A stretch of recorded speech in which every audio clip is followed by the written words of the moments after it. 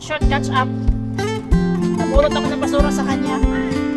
Tapos ngayon, kapatainin niya ako. Grabe ang init. Ay, super. Basura ako. Basura ako sa kanya, pero siya pa magpapakain sa akin. Kasi siya ay magpera. Sana all of pera. Nakatay kami ng aming order. Wala si Mache eh. Mache na sa tutulog na.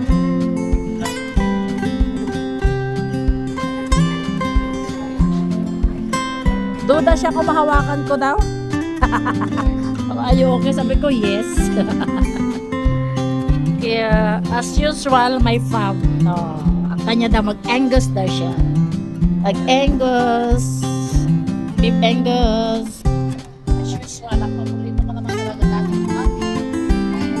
Tapos, ice coffee, black ice coffee. Siya daw cheat day.